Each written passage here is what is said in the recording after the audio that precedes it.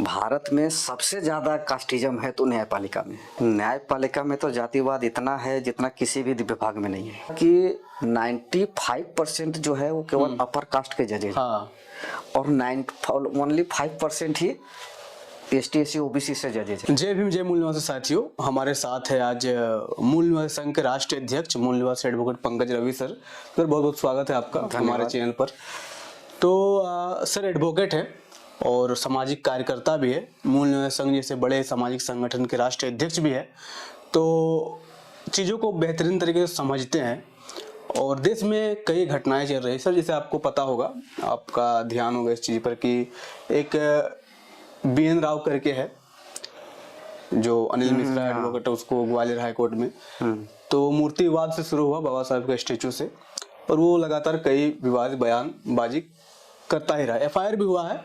और दूसरा मामला ये है सर कि क्या न्यायपालिका में जातिवाद है, क्योंकि हम एक घटना देखे हैं कि जो वंचित समाज से आते हैं जस्टिस BR गवई जो रिटायर हो गए, उन पर सर एक वकील जो है राकेश किशोर करके नाम है, वो जूता फेंकने की कोशिश करता है। और जो मीडिया है वो मीडिया इस बात को इतना उछालती है ताकि वो जो है वो मामला ऊपर उठे और समाज का जो है वो बदनामी हो, चीफ जस्टिस का बदनामी हो, जो ये सही भी नहीं है। तो इन दोनों जो टॉपिक है इस पर आज हम लोग बात करेंगे और आपके विचार भी हम जानेंगे कि इस पर आप कैसे सोचते हैं, आपकी संगठन है किस तरह सोचती है। तो सबसे पहला सवाल ये रहेगा सर कि क्या न्यायपालिका में जातिवाद है? न्यायपालिका में तो जातिवाद इतना है जितना किसी भी विभाग में नहीं है। भारत में सबसे ज्यादा कास्टिज्म है तो न्यायपालिका में।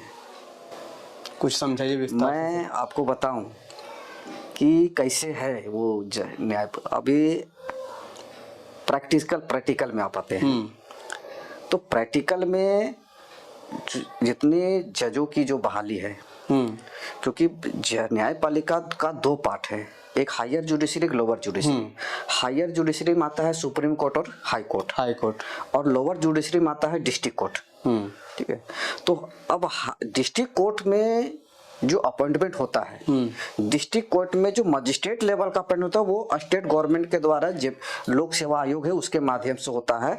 तो वहां पे जो राज्य लोक सेवा आयोग का जो रिजर्वेशन पॉलिसी है हर एक स्टेट की, उसके अकॉर्डिंग होता है। लेकिन वहीं जब डिस्ट्रिक्ट जज लेवल की जो बहाली होती है वो हाई कोर्ट करती है, वहां रिजर्वेशन नहीं है। अच्छा, वहां रिजर्वेशन नहीं है।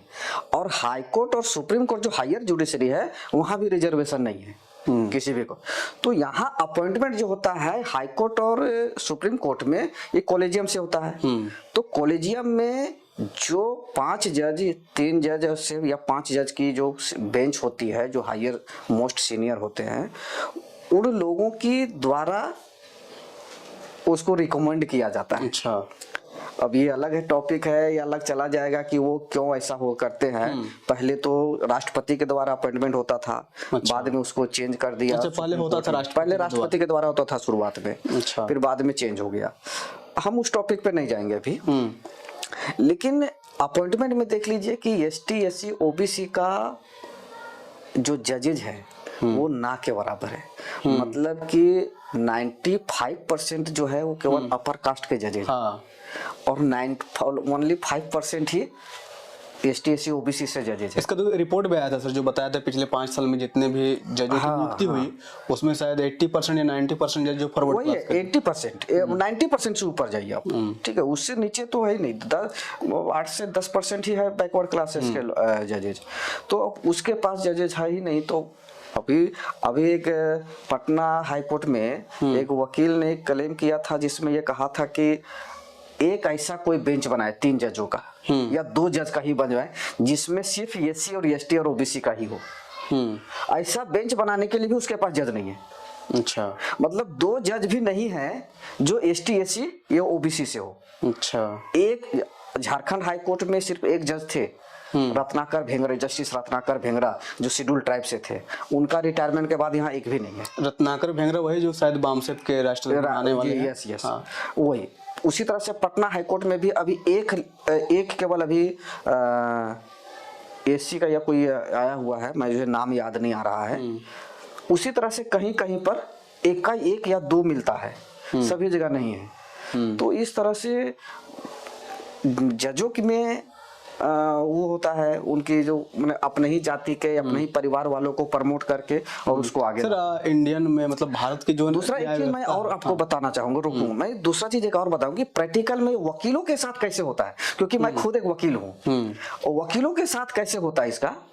तो जज जिस जाति से होते हैं, अगर उसी जाति के वकील अगर है तो उसको कुछ वो क्या ऐसा कुछ ऑर्डर पास करते हैं जिससे उसको बेनिफिट हो जाता है। अच्छा, तो बैकवर्ड क्लास के वकीलों के प्रति भी जो जजों की नजरिया होता है वो थोड़ा सा वो कास्टिज्म के वजह से उसका नजरिया खराब होता है, हाँ। और जिसके कारण से उनके जो बेनिफिट मिलना चाहिए, मतलब सब कुछ सही रहते हुए भी वो बेनिफिट उसको नहीं मिलता।